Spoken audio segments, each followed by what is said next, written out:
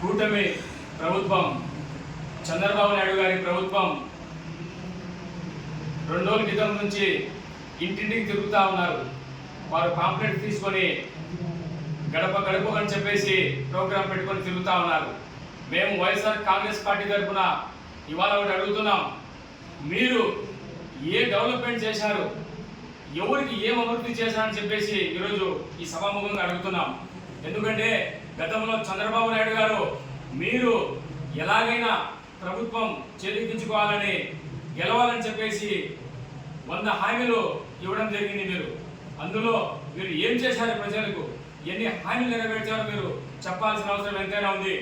మీరు ముఖ్యంగా ఈ పెన్షన్ కార్యక్రమం అయితే మీరు గెలిచి 3 సంవత్సరాలు అయినప్పటి నుంచి ఇంతవరకు ఒక్క కొత్త పెన్షన్ కూడా రాలేని పరిస్థితి.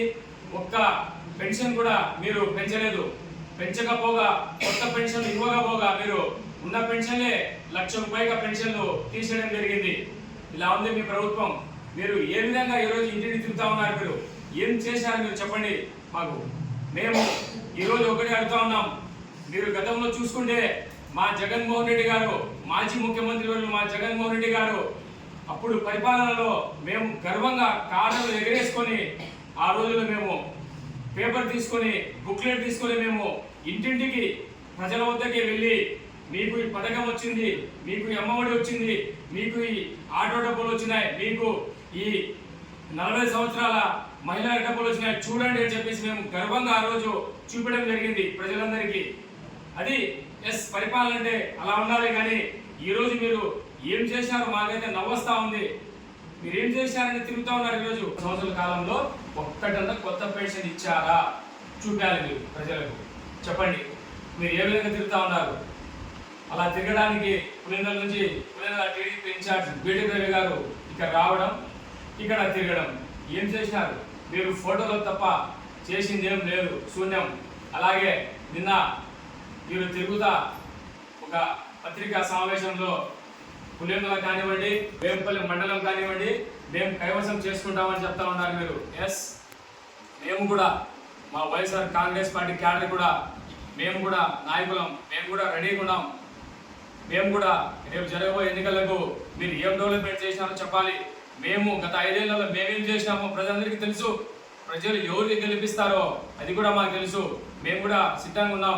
ఈ ఎలక్షన్లు ఎప్పుడెప్పుడు వస్తాయి, మేము ఎప్పుడెప్పుడు గెలుచుకోవాలని చెప్పేసి వేంపల్లి మండలాన్ని మేము జగన్మోహన్ రెడ్డి గారికి కానుక ఇవ్వాలని చెప్పేసి కానుకగా మేము కూడా ఇక్కడ నాయకులం కష్టపడి తిరిగి వాళ్ళం. కాబట్టి మాకు ధైర్యం, మా ప్రజలు మమ్మల్ని ఎప్పటికైనా గెలిపిస్తారు. మా గవర్నమెంట్ మా అభివృద్ధి పనులు అయితేనేమి, మేము చేసినటువంటి డెవలప్మెంట్ చూసి మాకు ప్రజలు గెలిపిస్తారని మేము కూడా చాలా ధైర్యంగా ఉన్నాం. మీరు పులిందల కాదు కదా, మీరు వేంపల్లి కాదు, మీరు ఎక్కడ ఏ వాటి కూడా గెలుచుకోలేరు. ఎందుకంటే మీరు డెవలప్మెంట్ చేయలేదు.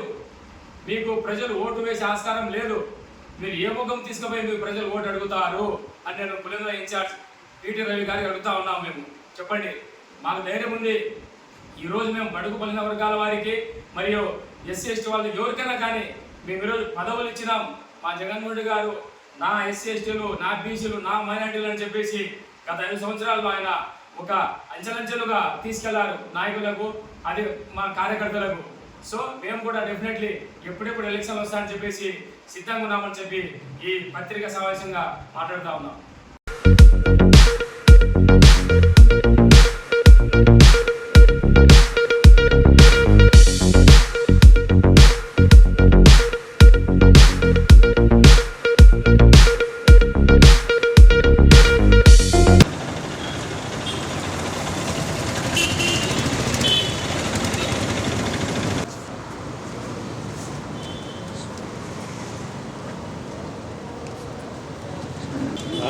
Jubilee. One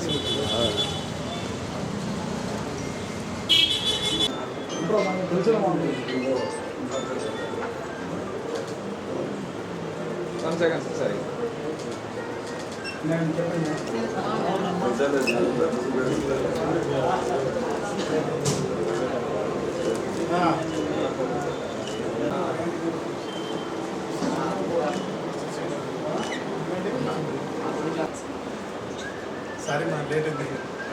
सर बोलिएगा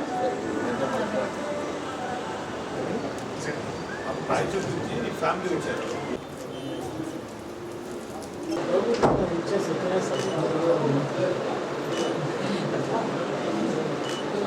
నాలుగు ఇచ్చిన డబ్బులు తినేస్తాను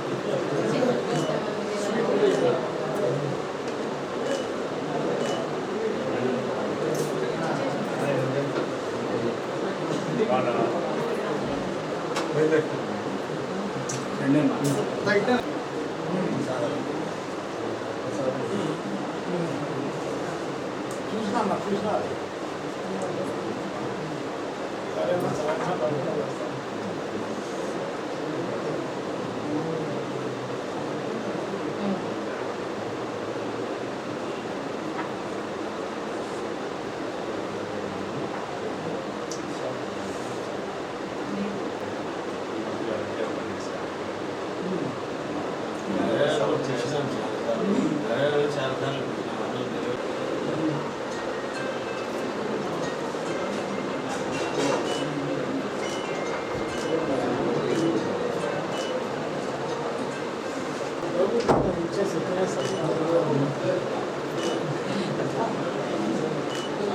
నాలుగు ఇచ్చిన డబ్బులు తినేస్తాను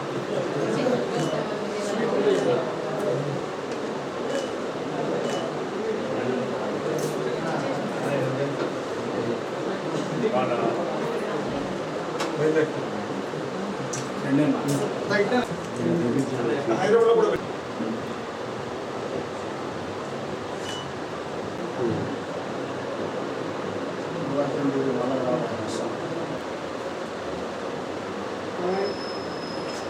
ओके सर स्माइल से ओके सर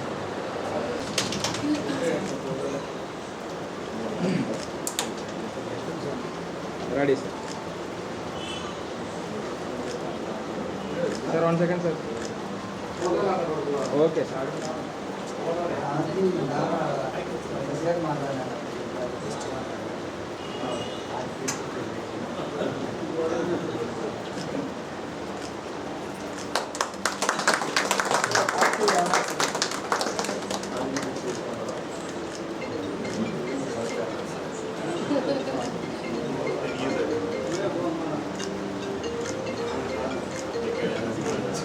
లేదు క్లాస్ పని చేయలేదు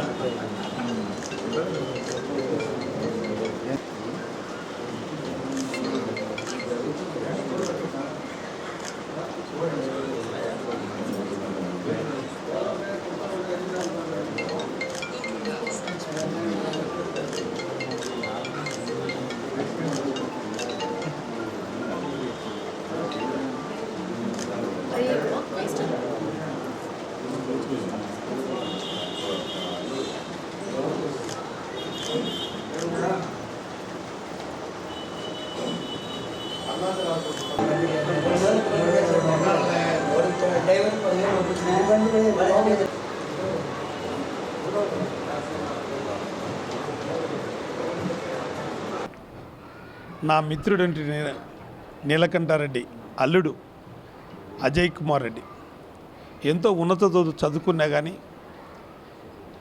కడపకి ఒక కల్చర్ ఒక ప్రజెంట్ జనరేషన్కి తగ్గట్టుగా ఏఎల్ ఈవెంట్స్ ప్రోగ్రామ్స్లో వాళ్ళ స్టూడియో పెళ్ళిళ్ళు కానీ మ్యారేజెస్ కానీ కిడ్డీ పార్టీస్ కానీ బర్త్డే ఫంక్షన్స్ కానీ ఏ విధంగా తల్లిదండ్రుల వాళ్ళ ఊహకు తగ్గట్టుగా ఈరోజున్న జెన్జీ జనరేషన్ వాళ్ళు చేసుకోవాల్సిన తగ్గట్టుగా ఈరోజు ఎక్కడో హైదరాబాద్లో స్థిరపడాల్సిన వాళ్ళు కడప నగర వాసులకు కూడా జిల్లా వాసులు కూడా వీళ్ళ సేవల్ని అక్కడ హైదరాబాద్లో చేయాల్సింది ఇక్కడ కడప నగరంలో ఈ జిల్లా వాసులు అందరికీ కూడా చేయాలనే తలంపుతో ఏఎల్ ఈవెంట్స్ అనే ఇక్కడ పెట్టడం జరిగింది. భవిష్యత్తులో ఇక్కడ కడప నగరంలో వాసులకు అందరికీ కూడా మంచి ఈవెంట్స్ని అందించి ప్రజల్ని మెప్పు పొంది వీళ్ళ వ్యాపార అభివృద్ధి దినాభివృద్ధి జరగాలని కోరుకుంటూ ఈ ఈవెంట్స్ ఏఎల్ ఈవెంట్స్ని కడప నగరంలో పెట్టినందుకు ప్రజల తరపున నగర ప్రజల తరపున మా వైఎస్ఆర్ పార్టీ తరఫున వాళ్ళకి ఆల్ ది బెస్ట్ చెప్తున్నా. మా మిత్రుడు నీలకంఠారెడ్డి గారి అల్లుడైనటువంటి అజయ్ కుమార్ రెడ్డి సాఫ్ట్వేర్ జాబ్ చేస్తూ కొత్తగా కడపవాసి కాబట్టి ఇక్కడ కూడా కొత్త టెక్నాలజీతో ఈ స్టూడియోలు పాత టెక్నాలజీ లేకుండా సిటీల్లో కల్చర్ లాగా సిటీలో లాగా ఇక్కడ కూడా కడప జిల్లా ప్రజలకు కొత్త టెక్నాలజీతో అందించాలని ఆ విధంగా ముందుకు తీసుకెళ్లాలనే ఉద్దేశంతో ఇక్కడ ఏఎల్ స్టూడియో ప్రారంభించడం జరిగింది. ఎందుకంటే తల్లిదండ్రుల అభిప్రాయాల కంటే ఇప్పుడు చేసుకునే కపుల్స్ వాళ్ళ యొక్క ఆలోచన విధానం కూడా సిటీకి కల్చర్కి అనుగుణంగా ఉంటుంది. తల్లిదండ్రులకు వాళ్ళ అభిప్రాయాలను గౌరవిస్తూ నూతన కపుల్స్ వాళ్ళ అభిష్టం మేరకు వాళ్ళకు తగ్గట్టుగా కూడా ఇక్కడ ఈ స్టూడియోలో ఈ మామూలుగా ఈవెంట్స్లో అన్నింటిలో కూడా చేయడం జరుగుతూ ఉంది. అందువలన కడప పట్టణ ప్రజలకు మంచి టెక్నాలజీతో ఈ స్టూడియో పెట్టడం కూడా చాలా సంతోషకరము. భవిష్యత్తులో కూడా ఈయన మణికొండలో కూడా ఈ ఏఎల్ స్టూడియో ఇంకొక బ్రాంచ్ ఈ మధ్యనే ఓపెన్ చేశాడంట 1 month బ్యాక్. తప్పకుండా ఇతను దినదినాభివృద్ధి చెందుతూ కడప పట్టణ ప్రజలకు మంచి టెక్నాలజీతో స్టూడియో ఏర్పాటు చేయడం జరిగింది. ఈయన ఇంకా మరింత అభివృద్ధి చెందాలని, వ్యాపారపరంగా సేవపరంగా మంచి ఉన్నత స్థితికి చేరుకోవాలని వైఎస్ఆర్ పార్టీ తరఫున కోరుకుంటూ సెలవు తీసుకుంటున్నాను.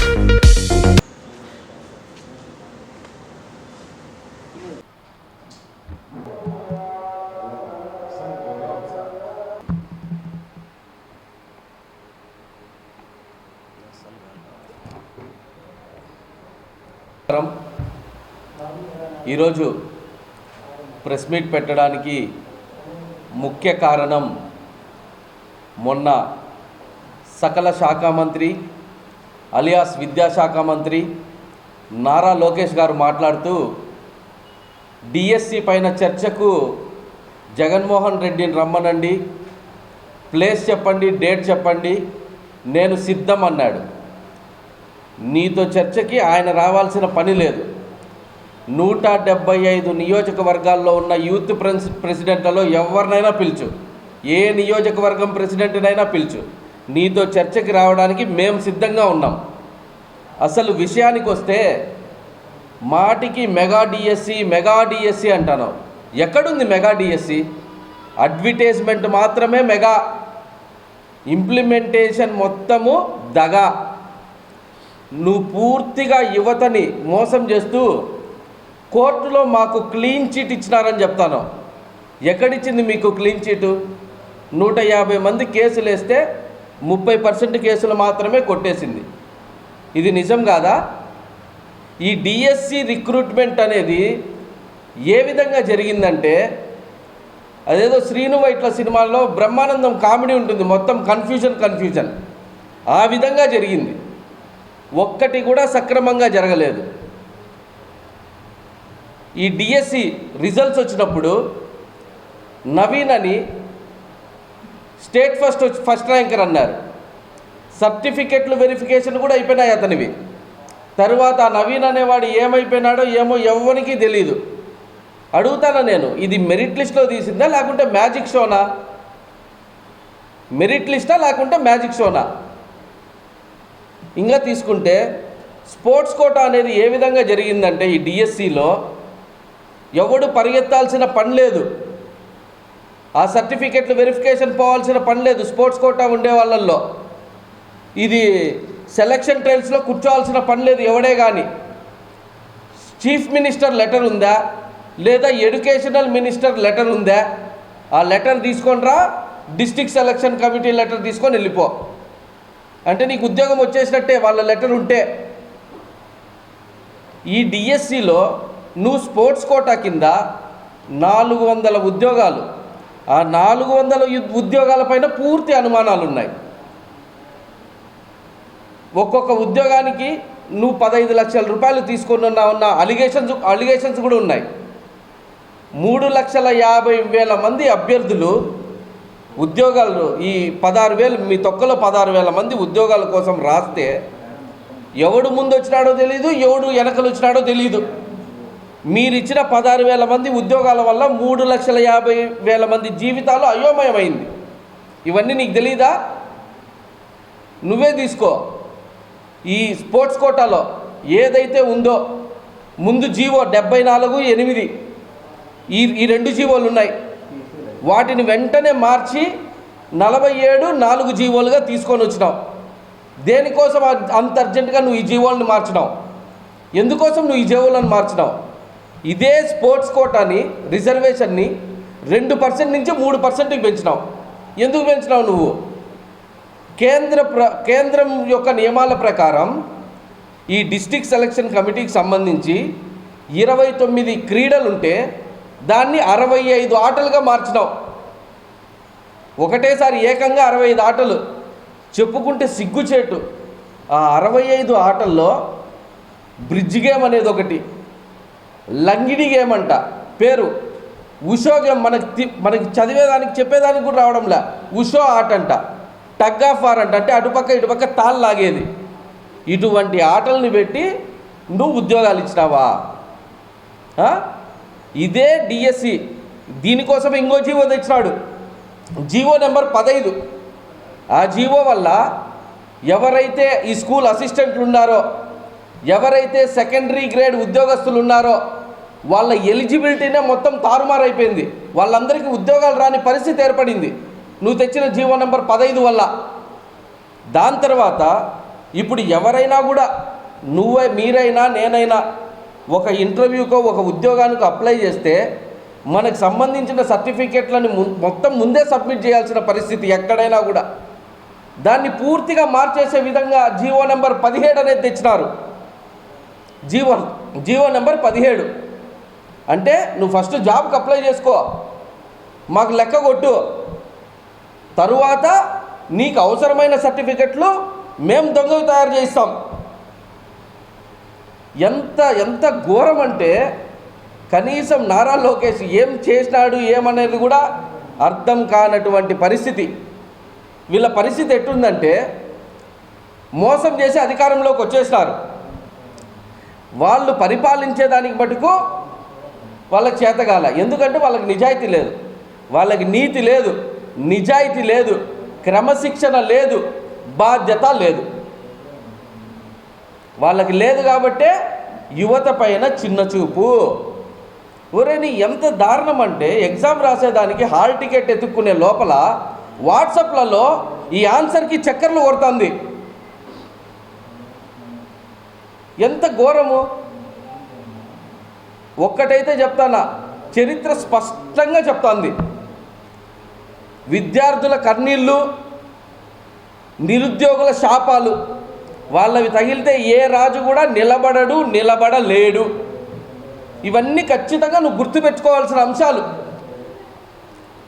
నువ్వు చర్చకి రమ్మన్నావు కదా, ఈ మీడియా ముఖంగా నిన్ను 4 క్వశ్చన్లు అడుగుతా, నువ్వు సమాధానం చెప్పు. నువ్వంత ఉత్తమునివి, నువ్వంత నిజాయితీ పరుడివైతే సిబిఐ ఎంక్వైరీ అంటే ఎందుకు వద్దంటావు? ఒకటి. రెండోది, డిఎస్సి పరీక్షకి ముందు అంత అర్జెంటుగా అన్ని జీవోలను తేవాల్సిన అవసరం నీకు ఏముంది? 3, డిఎస్సి పరీక్షలో ఎట్టా 16,000 మంది మీకు సంబంధించిన వాళ్ళకే మీరు ఉద్యోగాలు ఇచ్చారు. దానికి సంబంధించిన మెరిట్ లిస్ట్ని మీరెందుకు మాయం చేశారు? అవునా కాదా? లాస్ట్ చివరగా 4వది అడుగుతానా, అసలు ఆ ఫస్ట్ ర్యాంకర్ అన్నాడు, ఆ నవీన్ అనేవాడు ఏమైపోయినాడు? ఈ 4టికి నువ్వు సమాధానం చెప్పి మళ్ళీ చర్చకి రా.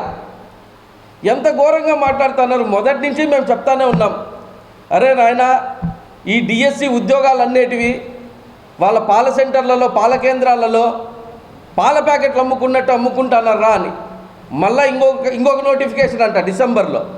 మొన్న 15 లక్షలకు అమ్మినారు ఒక్కొక్క ఉద్యోగం, ఈసారి 20 లక్షలకు అమ్ముతారు. అవునా కాదా? అదే మీటింగ్లో ఏం మాట్లాడతాడు? సకల శాఖ మంత్రి జగన్మోహన్ రెడ్డికి సిసిడి ఉందంట, క్రెడిట్ చోరీ డిసీజ్. నాయనా, నేను నిన్ను అడుగుతాను, నీ గుండెలపైన చేసుకొని చెప్పు, మోసం చేసి అధికారంలోకి వచ్చింది మీ నాయన కాదా? తప్పుడు హామీలు ఇచ్చింది మీ నాయన కాదా? ఈరోజు ఇవన్నీ ఇంత క్రెడిట్ చోరీ చేసింది మీ నాయన కాదా? ఒకసారి నువ్వు ఏం చెప్పినారా అని తలుచుకో. సెల్ ఫోన్ కనుక్కునింది నేనే, నిజంగా మీ నాయనే కనుక్కున్నాడా అని చెప్పినాడు చంద్రబాబు. అది కూడా మీ నాయన కనుక్కున్నాడా? మొన్నైతే ఎంత విడ్డూరం అంటే, ఆయన మాట్లాడుతా చంద్రబాబు నాయుడు ఒక మహాత్మా గాంధీ, ఒక అంబేద్కర్, ఒక అబ్దుల్ కలాం, ఒక ఎన్టీ రామారావు గారు మధ్యలో నేను ఎప్పుడు తోసేసినాడు, ఆడ స్పేస్ కూడా లేదు, మేమంతా గొప్పలం, కింద స్థాయి నుంచి వచ్చినామంటాడు. అయ్యా, నువ్వు వాళ్ళతో పోల్చుకోకూడదు, నువ్వు పోల్చుకోవాల్సిన వాళ్ళు వేరే ఉన్నారు, వాళ్ళ పేర్లు ఇప్పుడు చెప్పను, తర్వాత చెప్తా, ఖచ్చితంగా చెప్తా. ఈ నారా లోకేష్ స్టాన్ఫోర్డ్ యూనివర్సిటీలో చదువుకున్నాడే కానీ ఈ నారాయణ కాలేజీ బుద్ధులు మాత్రం అస్సలు పోలేదు. నీకు ఏమన్నా సిగ్గు మానం ఉంటే ఫస్ట్ నేను అడిగిన 4 క్వశ్చన్లు ముందు ఏవైతే అడిగినానో దానికి సమాధానాలు చెప్పు. కేంద్రంలో మొన్న జరిగినటువంటి నీట్ లీకేజ్ తెలుసు కదా, దానికి బాధ్యత వహిస్తూ యువతని గౌరవిస్తూ ధర్మేంద్ర ప్రధాన్ తన పదవికి తృణప్రాయంగా రాజీనామా చేశాడు. నీకు రాజీనామా చేసే దమ్ముందా? లేకపోతే మేము అడిగిన క్వశ్చన్లకి నువ్వు సమాధానం చెప్పు. మేము అడిగిన క్వశ్చన్లకి సమాధానం చెప్పు, లేకుంటే నువ్వు రాజీనామా చేయి. ప్రతి ఒక్క అంశాన్ని, ప్రతి ఒక్కటి, ఈ డిఎస్సి అనేదే కాదు, ఫీజు రియంబర్స్మెంట్ కింద వాళ్ళకి సర్టిఫికెట్లు ఇవ్వడంలా, కాలేజీలో పిల్లోళ్ళకి సర్టిఫికెట్లు అనేవి ఇవ్వడంలా. ఇంతకుముందు నేరుగా మా జగనన్న గవర్నమెంట్లో నేరుగా పాఠశాలల అకౌంట్లలో పడుతున్నాయి లెక్కలు. ఏ విద్యార్థి కూడా సఫర్ అయిన పరిస్థితే లేదు. ఈరోజు వాళ్ళకి సర్టిఫికెట్లు రాక, వాళ్ళకి హాల్ టికెట్ లేక, వాళ్ళ ఎగ్జాములు రాయక, బయటికి వస్తే ఉద్యోగాలు లేక ఎంత ఇబ్బంది పడుతున్నారు. 10,000 కోట్లు మీరు పెట్టిన బకాయిలు, 20 లక్షల జాబులు అన్నావు, అది కూడా మాయం. మీరు ఇప్పుడు ఇన్ని అవకతవకలు డిఎస్సిలో చేసినారు కదా, మా జగనన్న హయాంలో ఏ అవకతవకలు లేకుండా పారదర్శకంగా 1,35,000 గవర్నమెంట్ ఉద్యోగాలు ఇచ్చినారయ్యా, మేము గర్వంగా చెప్పుకుంటాను. మీరు నిరుద్యోగ భృతి 3,000 ఎవరికి ఇచ్చినారు? 3,000 సరే, ఎప్పుడు ఇస్తావు? ఒక్కనికన్నా ఇయ్యి. ఇన్ని తప్పుడు హామీలు, ఇన్ని మోసాలు చేస్తా మీరు మళ్ళా కాలర్ ఎగరేసుకుంటా, తొడలు కొట్టుకుంటా మేము చేసింది అన్నట్టు మాట్లాడుతున్నారు. ప్రతి ఒక్కటి కూడా వింటున్నారు. నారా లోకేష్, ఈసారి మా నాయకుడిని మాట్లాడేటప్పుడు చాలా జాగ్రత్తగా మాట్లాడు అని హెచ్చరిస్తున్నాం మీ మీడియా ముఖంగా మీకు. Thank you. అందరికీ నమస్కారం.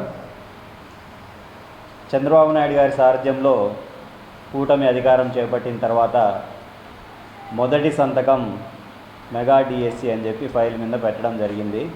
అది పెట్టినటువంటి 2 సంవత్సరాలకు కానీ దాన్ని అమలు పరిచేదానికి వారికి చిత్తశుద్ధి లేదు. అదేనా ఏమన్నా సక్రమంగా అమలు చేసినారా అంటే అదిలే. దానికి ఉన్నటువంటి డిఎస్సి కన్వీనర్ని తీసేసినారు. మొదట్లోనే తీసేసి ఎస్సీఆర్టీకి సంబంధించిన చైర్మన్ని, ఆ ప్రశ్నాపత్రం తయారు చేసేటువంటి ఆ చైర్మన్ని, అతనే పరీక్షలు కూడా నిర్వహించే విధంగా ఆయనకి అధికారాన్ని కట్టబెట్టడం జరిగింది. ఆ ప్రశ్నాపత్రాలకు సంబంధించి కూడా అవుట్సోర్సింగ్ అంతా వాళ్ళే చూసుకున్నారు. వాళ్ళకి తగిన విధంగా ఆ ప్రశ్నాపత్రంలో చేతివాటం చూపించి మొదటి ర్యాంకు కూడా తెచ్చుకోవడం జరిగింది. ఆ మొదటి ర్యాంకు అతను పనిచేసే అతను ఏ విధంగా చదివినాడో, అంటే ఆ క్వశ్చన్ పేపర్కి ఆన్సర్లో అతనికి తయారు చేసే కెపాసిటీ ఉందా అంటే ఉండిండదు. ఎందుకంటే అతను ఆ పేపర్ తీసుకెళ్ళి ఇంకొక 10 మందికి చదువుకునే వాళ్ళకి ఇచ్చి దీనికి తయారు చేసేయండి ఆన్సర్లు అని చెప్పి అతను చూపించింటే కానీ ఇతనికి ఆన్సర్లు ఫస్ట్ ర్యాంక్ వచ్చేంత టాలెంట్ ఉండదు. అంటే ఆల్రెడీ ఒకరు కాదు ఈ లీక్ అయిన పేపర్ని ఒక 10-15 మంది వాళ్ళ ద్వారా సర్క్యులేట్ అయిపోయి ఆ లీక్ అయిన పేపర్ అందరికీ చేరి దాన్ని వాళ్ళు ఎగ్జామ్ రాసినటువంటి పరిస్థితులు. సరే, ఆ ర్యాంకు మొదట వచ్చిన ర్యాంకు వాడికి ఏమన్నా ఉద్యోగం ఇచ్చినారంటే అది వాడిని పక్కన పడేసినారు. నవీన్ అని చెప్పి వాడు ఇప్పటికీ కూడా కోర్టు చుట్టూ తిరుగుతూ ఉన్నాడు. కోర్టులో కేసు వేసుకొని కోర్టులో అమ్మడి పడి తిరుగుతూ ఉన్నాడు. దాని తర్వాత మెరిట్ లిస్ట్ అనేది డైరెక్ట్ పోకోకుండా ఒక్కొక్కరి సెల్ ఫోన్లకు మెసేజ్లు పోయినాయి, you are selected for the post అని చెప్పి, రాండి బయలుదేరండి బ్యాగ్ తీసుకొని రాండి అని చెప్పి పోయినారు. ఆడ సాటిస్ఫై అయిన వాళ్ళు ఉద్యోగాలు వచ్చినాయి, సాటిస్ఫై చేయలేని వాళ్ళకి మళ్ళీ రిజెక్ట్ చేసి పంపించి మళ్ళీ వేరే వాళ్ళకు మెసేజ్లు పోయినాయి. అట్లా ఈ విధంగా చరిత్రలో ఎక్కడా లేని విధంగా రిక్రూట్మెంట్ అనేటువంటిది జరిగింది. అది ఒక పక్కన పోతే ఇంకా స్పోర్ట్స్ కోటా, దీంతో ఒక ఆటే ఆడుకున్నారు.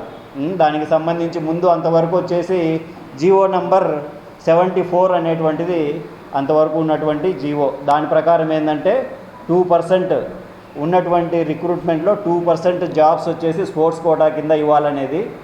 అందులో ఎటువంటి మెడల్స్ ఉన్నా, ఎటువంటి గ్రేడ్ ఆఫ్ స్పోర్ట్స్లో ఉన్నా కూడా ఆ ఎంట్రన్స్ అనేటువంటిది క్వాలిఫికేషన్ మినిమం ఉండాలి. ఎంట్రన్స్ క్వాలిఫై అయితేనే వారికి జాబ్ అనేటువంటిది ఆ జీవో నెంబర్ 74 ప్రకారం ఉండేది. వీళ్ళు ఏం చేసినారు, వచ్చినారు జీవో నెంబర్ 4 అని ఒకటి తీసుకొచ్చినారు, 2 నుంచి 3% పెంచినారు స్పోర్ట్స్ కోటా. దాని తర్వాత జీవో నెంబర్ 47 అని ఇంకోటి వదిలినారు. దాని ప్రకారం ఏంటంటే మెరిట్ ఎంట్రన్స్ ఎగ్జామ్ రాయని అవసరం ఏం రాయని అవసరం లేకుండా ఊరికి మీ దగ్గర స్పోర్ట్స్ కోటాకు సంబంధించిన ఎలిజిబిలిటీ ఉంటే చాలు, డైరెక్ట్ జాబ్ ఇచ్చేస్తామని చెప్పి ఇంకొక జీవో తయారు చేసినారు. సరే, ఆ జీవోల ప్రకారం ఏమన్నా చేసినారా అంటే అందులో స్పోర్ట్స్ కోటా మెడల్స్ సర్టిఫికేట్ ఇచ్చిన వాళ్ళు కూడా అంతా వాళ్ళకి సంబంధించిన వాళ్ళే. ఆయన ఆముదాల వలస ఎమ్మెల్యే ఎవరు, కూన రవికుమార్, ఆయన సాఫ్ట్ బాల్కి సంబంధించినటువంటి చైర్మన్. ఆయన ద్వారా ఒక 38 పోస్టులు, ఒక 35 మంది సర్టిఫికెట్లు ఇచ్చి ఆయన జరిపించేసినాడు. ఇంకొక ఆయన వైజాగ్ ఎంపీ భరత్, ఆయన ఒక 39 పోస్టులు, దేనికి ఈయన జూడో గేమ్ అని చెప్పి ఆ జూడో గేమ్కి ఈయన డైరెక్టర్. ఈయన ద్వారా జరిగిన రిక్రూట్మెంట్ ఒక 39 మంది. అంటే వాళ్ళకి సంబంధించిన వాళ్ళకందరికీ వీళ్ళే సర్టిఫికెట్లు ఇచ్చి వీళ్ళే ఆ స్పోర్ట్స్ కోటాలో రిక్రూట్ చేసినారు. అదంతా అయిపోయిన తర్వాత ఇదంతా తూచి ఆ జీవోలు ఏం లేవు ఇంతవరకే ఇంకా జీవోలు. దాని తర్వాత 56 జీవో అని చెప్పి మళ్ళీ ఇంకొకటి కొత్తది తీసుకొని వచ్చినారు. అంటే వీళ్ళ పని జరుపుకునేంత వరకే ఆ జీవోలు, పని అయిపోయిన తర్వాత మళ్ళీ కొత్త జీవో. ఇది ఎట్టుందంటే ఒక ఊరిలో ఒక పెద్ద మనిషి ఆ ఊర్లో అందరి జనాలకి అందరికీ వాళ్ళ ఊరికి ఒక పెద్ద వారధి నది అడ్డం ఉంటుంది. ఆ నది దాటితే అందరికీ ఉద్యోగ అవకాశాలు, భవిష్యత్ అంతా బాగుంటుంది, అందరం కలిసి మనం ఆ నదిని కట్టుకుందామని, వంతెన కట్టుకుందాము, ఆ నది దాటిపోదామని చెప్పి చెప్తాడనమాట. సరే, అందరికీ బాగానే ఉంటుంది కదా అని చెప్పి అందరూ ఏం చేస్తారు, కలిసి ఆ వంతెన కట్టుకుంటారు. వంతెన కట్టుకున్న తర్వాత ఏమవుతుంది, ఈ పెద్ద మనిషి వీళ్ళ మనిషికి సంబంధించిన మనుషులందరినీ వంతెన నది దాటిస్తాడు. నది దాటించిన తర్వాత ఆ వంతెన పడగొట్టిచ్చేస్తాడు. పడగొట్టేసి ఏం చేస్తాడంటే వాళ్ళందరినీ అడిగితే ఏమయ్యా ఇట్లా పడి చేసినామంటే, ఆ నది కట్టించింది మా వాళ్ళ కోసమే, మీ అందరి కోసం వంతెన కట్టించింది మా వాళ్ళ కోసమే, మీ అందరి కోసం కాదు, మీరందరూ చేస్తే మాకెట్లా భవిష్యత్తు అని చెప్పి వాళ్ళందరినీ మోసం చేస్తాడనమాట. అంటే ఈ జీవోల మార్పిడి అంతా వాళ్ళకు సంబంధించిన వాళ్ళ పార్టీ వాళ్ళకి సంబంధించిన వాళ్ళు మాత్రమే బాగుపడాలా, రాష్ట్రంలో ఎవరికి అది దక్కకూడదు అనే విధంగా జీవోలు అనేటువంటివి మార్చి తారుమారు చేసుకోవడం జరిగింది. ఇంత అవకతవకలు జరుగుతున్న ఒక మెగా మోసం అనేది జరుగుతూ ఉన్నా కూడా మేకపోతు గాంభీర్యంలాగా సవాళ్ళు విసురుతూ ఉన్నారు. లోకేష్ వచ్చి టైం చెప్పాలంట, ఏదో సినిమా అనుకున్నట్టున్నాడు పాపం, ఏదో సినిమా చూసినాడు, ఏదో సింగిల్ హ్యాండ్ గణేష్ చేయి తీపిట్టు అంటాడు, టైం నువ్వు చెప్తావు నన్ను చెప్పమంటావు అని చెప్పి వచ్చి ఒకసారి ఏదైనా చెప్పేటప్పుడు ఒక సవాల్ విసిరేసినప్పుడు ఆలోచించాలి మన చరిత్ర ఏంది, మనమేంది అనేది. మాటకు వస్తే దొంగల పార్టీ, దొంగ క్రెడిట్ సిసిడి అన్నాడు కదా మన ఇందాక నాగేంద్ర, క్రెడిట్ చోరీ డిజార్డర్. అసలు క్రెడిట్ చోరీ డిజార్డర్ గురించి మీకు మాట్లాడే అర్హత ఉందా? ఒక సంక్షేమం, ఉచిత విద్యుత్ గురించి మొన్న ఏదో భువనేశ్వర్ గారు ఒక మాట అన్నారు, కుప్పంలో పర్యటిస్తా, చంద్రబాబు నాయుడు గారు అమలయ్యే హామీ అయితేనే ఇవ్వమన్నారు, అమలు కాని హామీలకు నాకు ఇవ్వడం ప్రజలను మోసం చేయడం ఇష్టం లేదు, అందుకే నాకు ఇవ్వడం ఇష్టం లేదు, అట్లా జనాలను మోసం చేయలేడు అన్నాడని చెప్పి భువనేశ్వర్ గారు అన్నారు. అదే రాజశేఖర రెడ్డి గారు మోసం చేసి ఉచిత విద్యుత్ ఇవ్వలేకపోయినా కూడా ఇస్తా అని చెప్పి అధికారంలోకి వచ్చి దాని తర్వాత ఉచిత విద్యుత్ పథకాన్ని అమలు చేయలేకపోయినాడు అని చెప్పి ఆమె అనింది కరెక్టే. అది అమలు అయిందో లేదో తెలుసుకోవాలంటే ఒకసారి చంద్రబాబు నాయుడు గారిని లోకేష్ గారిని ఆ తీగలు పట్టుకొని ఊగలాడమనాల్సింది. ఆ కరెంటు తీగలు పట్టుకొని ఊగలాడుతుంటే బాగా తెలిసిండేది కరెంటు అందులో వస్తుందా లేదా అనేది అందరికీ నిరూపణ ఉండేది. మీరు అది చెప్పిండాల్సింది, పోయి ఊరికే ఏదో మీడియా దొరికింది, జనాలు దొరికినారని చెప్పి వాళ్ళ తలకాయ తినడం కాదు. ఇట్లా ఉచిత విద్యుత్ పథకాన్ని దొంగతనం చేసినారు, ఆరోగ్యశ్రీ పథకాన్ని దొంగతనం చేసినారు, జగన్మోహన్ రెడ్డి గారు మొదలుపెట్టినటువంటి అమ్మ ఒడి పథకాన్ని దొంగతనం చేసినారు, దాని తర్వాత రైతు భరోసాని దొంగతనం చేసినారు. ఇన్ని దొంగతనాలు చేసి మళ్ళీ మీరు మమ్మల్ని దొంగల పార్టీ అంటారు, క్రెడిట్ చోరీ డిజార్డర్ అంటారు. సరే, సంక్షేమం అంటే అభివృద్ధిలో చూసుకుంటే మొన్న గ్రీన్ కో ప్రాజెక్టు కర్నూలు దగ్గర రెన్యూబుల్ ఎనర్జీ అనేటువంటిది ప్రపంచంలోనే నెంబర్ 1 రెన్యూబుల్ ఎనర్జీ ప్రాజెక్ట్ని జగన్మోహన్ రెడ్డి గారు స్థాపించడం జరిగింది. దాన్ని క్రెడిట్ చోరీ చేసినారు. దాని తర్వాత JSW జిందాల్ స్టీల్ ప్లాంట్ జమ్మలమడుగులో మొన్న జగన్మోహన్ రెడ్డి గారు అన్ని అనుమతులు చేకూర్చి ఒక సునాయాసమైన పనిని చేసిపోతే మీరు దాన్ని ప్రారంభించడం జరిగింది. దాన్ని మీరు క్రెడిట్ చోరీ చేసినారు. ఇప్పటికిప్పుడు రేపు స్టార్ట్ కాబోయే భోగాపురం ఎయిర్పోర్టు, ఆ రోజు జిఎంఆర్ అధినేత గరంది మల్లికార్జున గారు ఆ సభలోనే చెప్పడం జరిగింది, మీరు మొదలుపెట్టినారు, మీరే దీన్ని ప్రారంభిస్తే బాగుంటుంది అని చెప్పడం కూడా జరిగింది. దాన్ని ఈయన క్రెడిట్ చోరీ అంటే ఇట్లా ఒకరు చేసిన దాన్ని వీళ్ళు అకౌంట్లో వేసుకోవడానికి వీళ్ళు దొంగతనం చేస్తారు. వీళ్ళు చేసే పనులన్నీ ఎదుటి వాళ్ళ మీద వేస్తూ ఉంటారనమాట. సో ఈ విధంగా ఒక దొంగల పార్టీ అని చెప్పి వాళ్ళనే ముందు వాళ్ళు ఏం చేస్తున్నారో ఆలోచించుకోవాలా.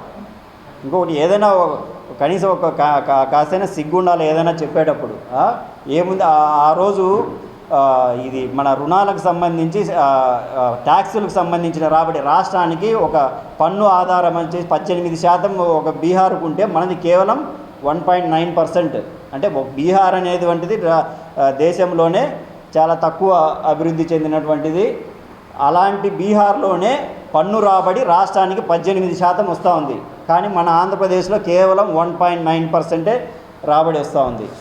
ఇంకొకటి, స్కూల్స్, ఈయన సాక్షాత్ విద్యాశాఖ మంత్రి మినిస్టర్గా ఉన్నటువంటి ఆ శాఖలోనే దగ్గర 700 పైచిలకు స్కూళ్ళు మూతపడినాయి, గవర్నమెంట్ స్కూల్స్.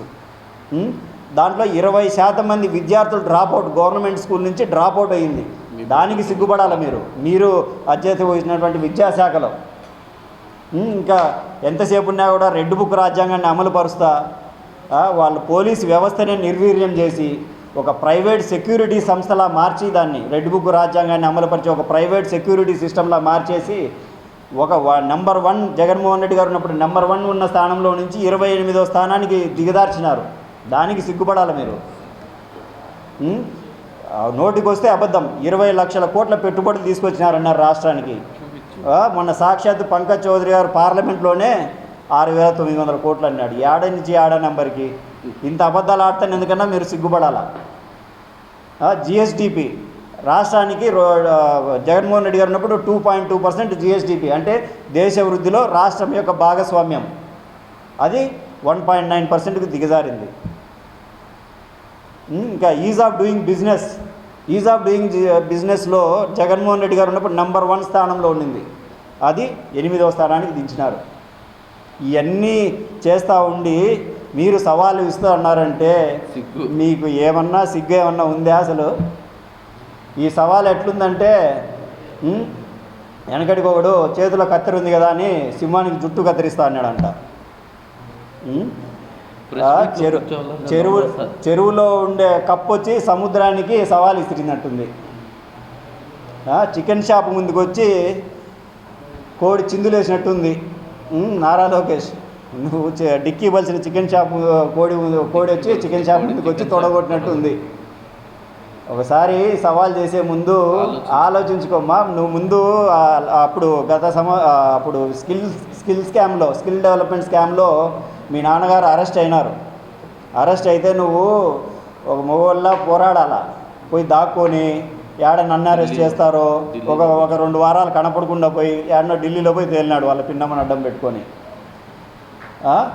దాని తర్వాత మీ హయాంలోనే జగన్మోహన్ రెడ్డి గారు రెడ్ బుక్ రాజ్యాంగం అమలు పరుస్తూ ఉన్నప్పుడు ధైర్యంగా చెప్పినాడు, నువ్వు మా అంటే నన్ను ఏం చేసుకుంటావు, అరెస్ట్ చేస్తావు, జైల్లో పెడతావు.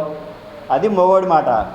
నీలాగా పోయి దాక్కొని దొంగ సవాళ్ళు దొంగ ఛాలెంజ్లు చేయడం కాదు. ఇందాక మిత్రుడు అడిగినాడు కదా 4 క్వశ్చన్లకు, దానికి సమాధానం చెప్పండి. దానికి సమాధానం చెప్పి చర్చకి రండి. మీకు జగన్మోహన్ రెడ్డి స్థాయి అంత అవసరం లేదు. మాతో వచ్చినా కూడా సాధారణ కార్యకర్తలం మేము, చెడు కూడా ఆడుకుంటాం. మీరు చేసే అక్రమాలన్నీ అదే మన పుష్ప సినిమాలో ఒక డైలాగ్ ఉంటుంది చూడు, దమ్ముంటే పట్టుకోరా షికావత్ అని. ఆ సవాలు దమ్ముంటే పట్టుకోరా సిబిఐ అని చెప్పి సిబిఐ దగ్గర చేయండి. నీకు తేలుస్తాడు, నీ బండారం అంతా బయటపడుతుంది, నీ బతికేందో అప్పుడు తేలుస్తారు వాళ్ళు. ఒకప్పుడు నైతికత ఉండే రాజకీయ నాయకులు ఏం చేసేవాళ్ళంటే వాళ్ళ ఇన్వాల్వ్మెంట్ లేకపోయినా వాళ్ళ శాఖలో ఏదైనా తప్పిదం జరిగింది, సపోజ్ ఒక రైల్వే యాక్సిడెంట్ జరిగిందో, లేకపోతే ఒక ఫ్లైట్ క్రాష్ జరిగిందో, లేకపోతే ఒక ఎగ్జామ్ పేపర్ లీక్ అయినా వాళ్ళు నైతికత వహించి రాజీనామా చేసేవాళ్ళు. ఇప్పుడు ఒక రాజీనామా చేయాలంటే ఒక ఉద్యమాలే జరగాల్సి వస్తుంది. విద్యార్థులు ఒక విప్లవమే చేయాల్సి వస్తుంది.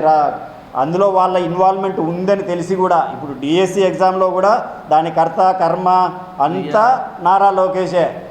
అవన్నీ తెలిసి కూడా రాజీనామా చేయాలంటే దీనికి ఒక ఉద్యమం జరగాల.